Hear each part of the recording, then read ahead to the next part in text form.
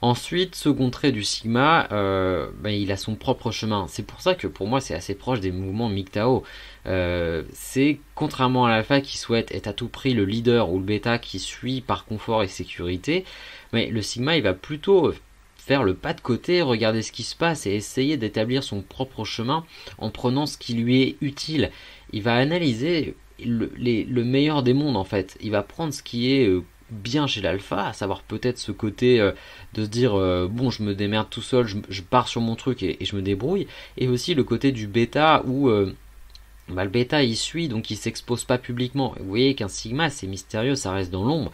C'est aussi un second trait parce qu'il a son propre chemin mais il n'a pas forcément envie d'être sur le devant de la scène. C'est ça qu'il faut comprendre.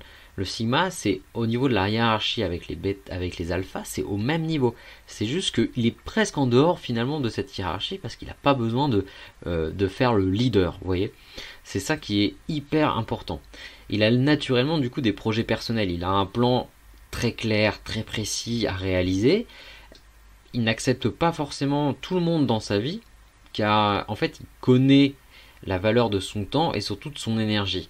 Quand vous êtes sigma et donc un peu, on va dire, à tendance introvertie, vous appréciez passer du temps avec des personnes, mais vous savez que vous avez aussi besoin de temps de solitude tout seul pour mettre les choses au clair, vous ressourcer, être en pleine forme et avancer sur vos projets. Donc naturellement, vous n'allez pas prendre le café avec Jean-Michel ennuyant, tu vois.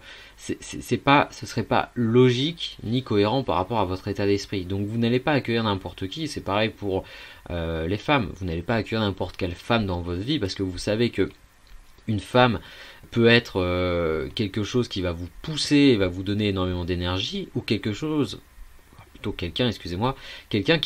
qui va vous prendre énormément d'énergie. Donc on ne prend pas n'importe quelle femme, on ne prend pas non plus n'importe quels amis, et c'est pareil, si vous avez des problèmes avec les relations avec vos vieux amis ou votre famille, eh bien essayez de filtrer au maximum le temps que vous passez avec eux. Réduisez simplement le temps que vous passez avec eux. Ne vous mettez pas en porte-à-faux, ne leur faites pas la tête, etc. Vivez votre vie, mais prenez peut-être moins de temps avec eux si jamais vous considérez que pour vous, ça vous tire plus vers le bas qu'autre chose. Donc, vous avez des projets personnels, si vous êtes un sigma, vous avez un plan très clair, etc. Bonjour, c'est Baptiste. Tu viens d'écouter un extrait de l'épisode du podcast de Virilité Intellectuelle.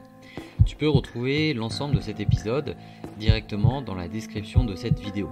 Tu peux également trouver les autres épisodes de Virilité Intellectuelle sur cette chaîne ou encore sur Apple Podcasts, Spotify ou encore Deezer. N'hésite pas à t'abonner si le contenu t'intéresse, je publie un épisode par semaine. Je te souhaite une très bonne journée ou une très bonne soirée.